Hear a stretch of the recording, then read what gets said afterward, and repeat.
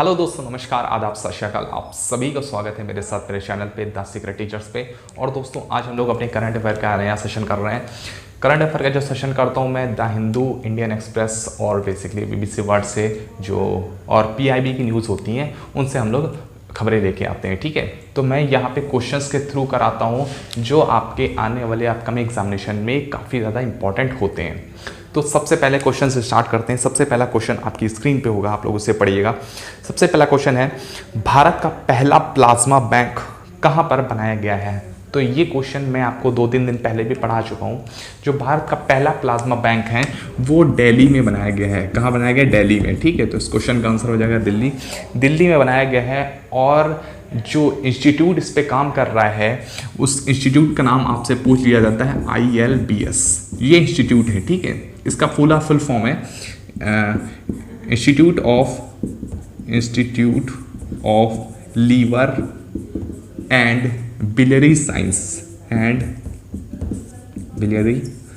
Sciences. ठीक है, ये आपको ध्यान रखना है। ये इंस्टीट्यूट का नाम है बेसिकली, ठीक है, जो बेसिकली क्या है, प्लाज्मा बैंक जिसने बनाया है। ठीक है, अच्छा मैं बात करता हूँ, यहाँ पे आपको एक चित्र दिख रहा होगा। ये जो है बेसिकली इसमें दिखाया गया है कि अरविंद केजरीवाल जो है वो प्लाज्मा बैंक का उद्घाटन कर रहे हैं और बेसिकली उन्होंने ही इसका उद्घाटन किया है। तो यहाँ के चीफ मिनिस्टर कौन है? दिल्ली के अरविंद केजरीवाल, और उन्होंने ही क्या किया है, इसका उद्घाटन किया है। ठीक है, अरविंद केजरीवाल ने ही इसका उद्घाटन किया है। ठीक है, जो दिल्ली के डिप्टी चीफ मिनिस्टर कभी कभी पूछ लिए जाते हैं तो मनीष सिसोदिया हैं, ये आप सभी को पता होगा। मनीष सिसोदिया कौन है? डिप्टी चीफ मिनिस्टर हैं या उप मुख्यमंत्री हैं। ठीक है, ये आपको ध्यान रखना है। मनीष सिसोदिया कौन है? डिप्टी चीफ मिनिस्टर या फिर बोले तो उप मुख्यमंत्री। ठीक है, उप मुख्यमंत्री। अच्छा, यहाँ पे एक बात आपसे पूछ ली जाती है कि अनिल बैजल कौन है?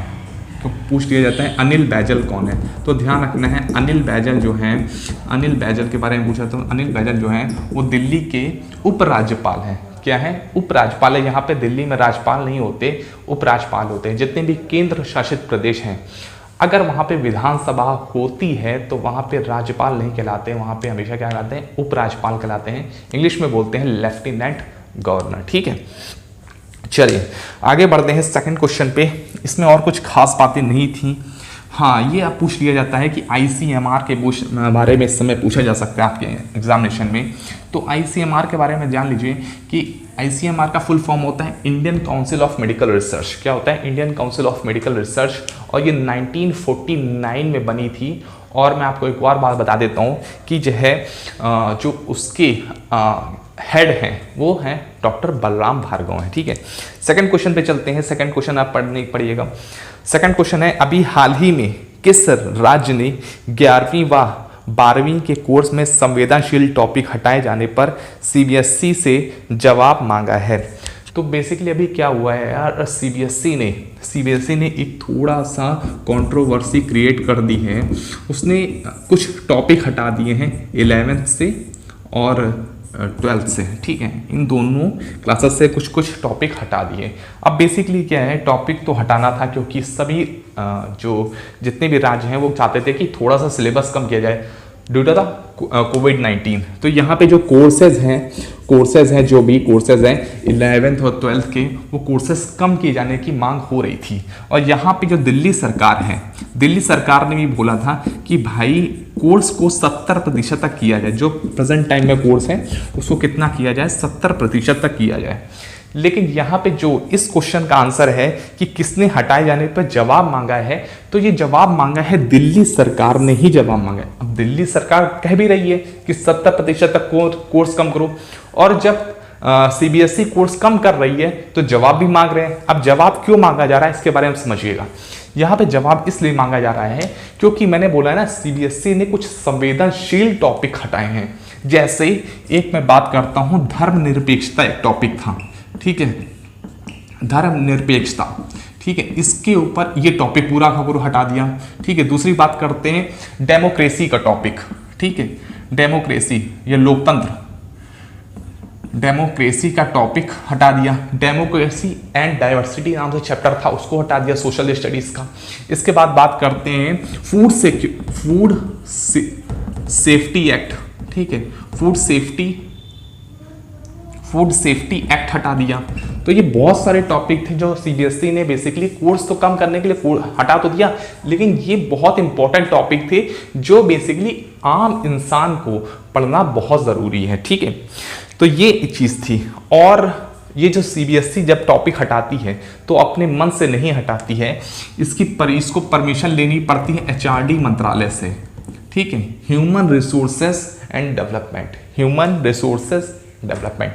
इस मिनिस्ट्री से बेसिकली क्या करना पड़ता है, परमिशन लेनी पड़ती है। और एचआरडी मिनिस्ट्री के मिनिस्टर कौन है, रमेश चंद्र पोखरियाल है।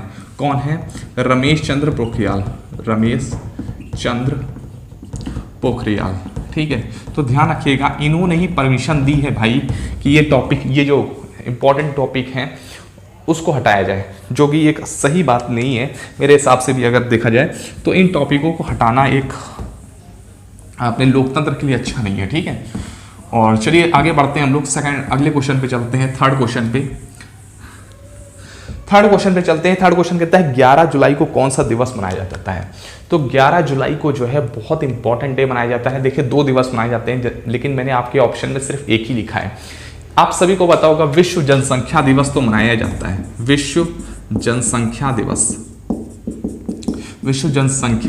दिवस मनाया जाता है, ठीक है।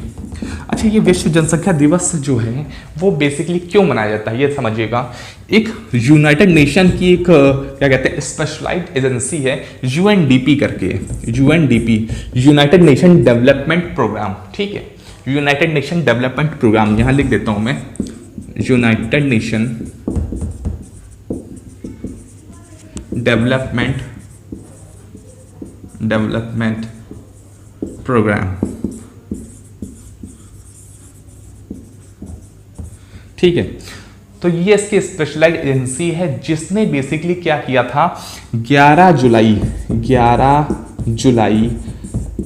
1987 को ये दिवस बनाया था। अब ये दिवस क्यों बनाया था, क्योंकि इस टाइम पे, जिस टाइम इसने ये बनाया है, दिवस बनाया, उस टाइम पे पूरे विश्व की आबादी हो चुकी थी 5 अरब, मतलब 500 करोड़ आबादी हो चुकी थी। और इस आबादी को रोकने के लिए बोला कि आया कि अगर ह्यूमंस बढ़ता जाएगा तो संसाधन सीमित हैं और संसाधन एक दिन खत्म हो जाएंगे।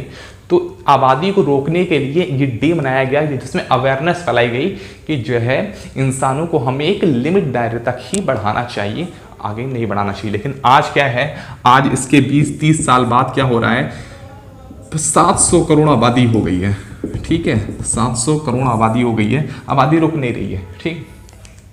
चलिए क्या कर सकते हैं, इंसान मानने को तैयार है नहीं, और इंसान क्या, हम सब आप मानने को तैयार नहीं है, ठीक है ना। तो आज रिक्वायरमेंट सिर्फ एक बच्चे की है होनी चाहिए मेरे हिसाब से, ठीक है। और अगर आपको ज़्यादा बच्चे चाहिए तो आप बेसिकली क्या कर सकते हो, अनाथ आश्रम से ले सकते हो, या फिर जो ऑर्फन बच्चे हैं उनको आप गोद ले सकते हो, ठीक है।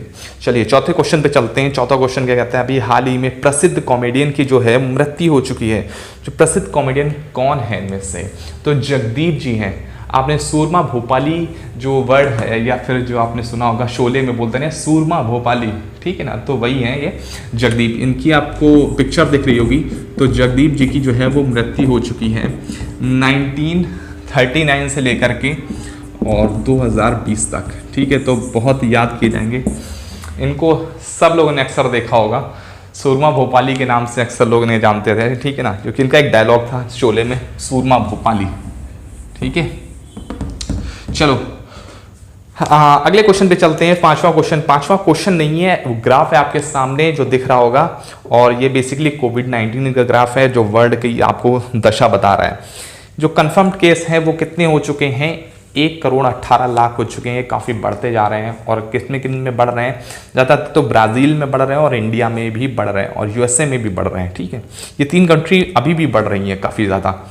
तो यूएसए में जो केसेस हो चुके हैं देख रहे होंगे अपने ग्राफ में, वो 30 लाख हो चुके हैं, ब्राज़ील में 16 लाख के ऊपर पहुँच चुके हैं, और इंडिया में 7,42,000, ठीक है।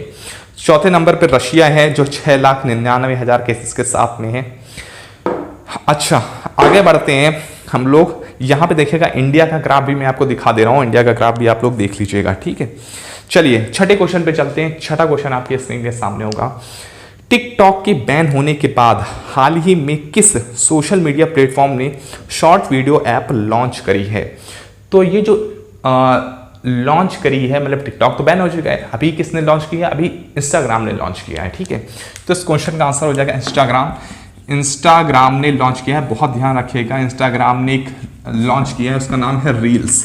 ये आपसे पूछा जा सकता है कि फेसबुक ने किया है, व्हाट्सएप ने किया है, इंस्टाग्राम ने किया है, तो स्पेशली इंस्टाग्राम ने किया है। आप बोलोगे पेरेंटल कंपनी तो फेसबुक है, तो फेसबुक का नाम भी डायरेक्टली आना चाहिए, लेकिन यहाँ पे फेसबुक का नाम डायरेक्टली नहीं आया, तो ध्यान रखिएगा इंस्टाग्राम का नाम डायरेक्टली है। तो इंस्टाग्राम ने जो है वो किया है रील्स नाम का स्पेशली 15 सेकेंड का जो है वो प्लेटफॉर्म बनाया है, जिसमें आप शॉर्ट वीडियो डाल सकते हो, ठीक है। अच्छा, एक और प्लेटफॉर्म है जिसका नाम है रोपोसो। नाम से पूछा जा सकता है, ये इसका नहीं है। रोपोसो ये इंस्टाग्राम का नहीं, इंस्टाग्राम का सिर्फ रील्स है। रोपोसो है जो प्रेजेंट टाइम में बहुत तेजी से बढ़ रहा है, जो सबसे ज़्यादा तेजी से बढ़ रहा है लाइकी के बाद, वो किसका नंबर है? रोपोसो का नंबर है, ठीक है। तो ध्यान रखिएगा। चलिए 7वें नंबर पे चलते हैं। 7वां क्वेश्चन क्या कहता है? वैसे मित्रोन भी है, मित्रोन को भी अभी क्या हुआ था ना, मित्रोन को भी बार कर दिया गया था। अब गूगल प्ले से, पता नहीं क्यों गूगल प्ले से बार कर दिया गया था, लेकिन अभी वो वापस आ चुका है, मित्रोन वापस आ चुका है, ठीक है। 7वें क्वेश्चन पे चलते हैं। 7वां क्वेश्चन कहता है 2021 में किस देश ने WHO से सदस्यता ताकने का फैसला लिया है? तो एक बहुत बड़ा फैसला है कि 2021 में यूएसए ने ऐसा करने का फैसला लिया है, ठीक है। तो इस क्वेश्चन का आंसर हो जाएगा USA, United states of America. America ने बेसिकली ऐसा किया है, और 2021 में ये WHO की सदस्यता जो है वो त्याग देगा। WHO की सदस्यता क्या है? त्याग देगा, ठीक है। WHO के बारे में थोड़ी सी बात कर लेते हैं। WHO क्या है? WHO एक संस्था है जो यूनाइटेड नेशन की स्पेशलाइज्ड एजेंसी है, स्पेशलाइज्ड एजेंसी है, ठीक है, एजेंसी है। WHO कब बनी थी? WHO बनी थी 7 अप्रैल 1948 को। 7 अप्रैल 1948 को बेसिकली क्या हुई थी? इसका फॉर्मेशन हुआ था, ठीक है, फॉर्मेशन हुआ था। और प्रेजेंट टाइम में इसके कितने मेंबर कंट्री हैं? 196 हैं। वैसे सारे के सारे हैं, लेकिन यहाँ पे कुक आइलैंड जैसे नाम लेते हैं, तो वो एक आइलैंड है, ठीक है, तो वो इसका मेंबर डायरेक्टली नहीं है। हाँ, कुक आइलैंड को एडमिनिस्ट्रेट करता है आपका न्यूजीलैंड, लेकिन कुक आइलैंड डायरेक्टली इसका पार्ट नहीं है, ठीक है। तो अगर मैं बात करूं कितने मेंबर कंट्री हैं, यहाँ MC से लिख देता हूँ, MC मतलब होता है मेंबर कंट्री, ठीक है। मेंबर कंट्री कहते हैं 146 हैं। 7 अप्रैल 1948 को बनी थी। 7 अप्रैल से क्वेश्चन बन जाता है कि 7 अप्रैल को कौन सा दिवस मनाया जाता है? तो विश्व स्वास्थ्य दिवस मनाया जाता है। कौन सा दिवस मनाया जाता है? विश्व स्वास्थ्य दिवस, ठीक है, या फिर बोले वर्ल्ड हेल्थ डे, ठीक है, international health day, world health day बोल सकते हैं आप, ठीक है। आगे बढ़ते हैं। यहाँ पे एक मैं आपको बताना चाहता था, जो ऐसा देखो WHO जो है वो किसके स्पेशलाइज एजेंसी है? यूनाइटेड नेशन की। तो यूनाइटेड नेशन जो है उसका मुख्यालय कहाँ पे है? न्यूयॉर्क में है। कहाँ है? न्यूयॉर्क में है। और WHO का मुख्यालय कहाँ पे है? वो जेनेवा में है। Geneva, Switzerland. स्विट्जरलैंड क्या है? कंट्री है। और जेनेवा क्या है? उसकी राजधानी मत समझ लीजिएगा, जेनेवा स्विट्जरलैंड की राजधानी नहीं है, ठीक है। स्विट्जरलैंड की राजधानी है बर्न। स्विट्जरलैंड की राजधानी क्या है? बर्न है। जेनेवा उसका एक शहर है, ठीक है। इतनी सी बात है। चलिए अगले क्वेश्चन पे चलते हैं, 8वें क्वेश्चन पे, और आज का लास्ट क्वेश्चन भी है।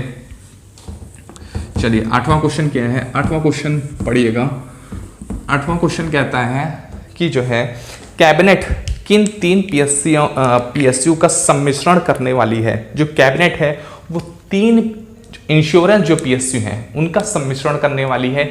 एक तो आपके सामने दिख रही होगी जो ऑप्शन है, मैं ऑप्शन में बता देता हूँ। नेशनल इंश्योरेंस, यूनाइटेड इंश्योरेंस और ओरिएंटल इंश्योरेंस। ये तीनों कंपनियों को पहले क्या करने वाली थी? गवर्नमेंट ने मर्जर करने वाली थी। कैबिनेट का मतलब होता है एक तरह से बने तो सरकार, ठीक है, लेकिन सरकार और भी आते हैं कैबिनेट के अलावा, जो आपके स्टेट मिनिस्टर हैं, ठीक है, और इंडिपेंडेंट चार्ज के जितने मिनिस्टर हैं वो सब सरकार का पार्ट होते हैं। और सिर्फ मिनिस्टर ही नहीं सरकार का पार्ट होते हैं, उसमें आपके जितने ब्यूरोक्रेट्स होते हैं वो भी डायरेक्टली ऐसा सरकार का पार्ट होते हैं, ठीक है।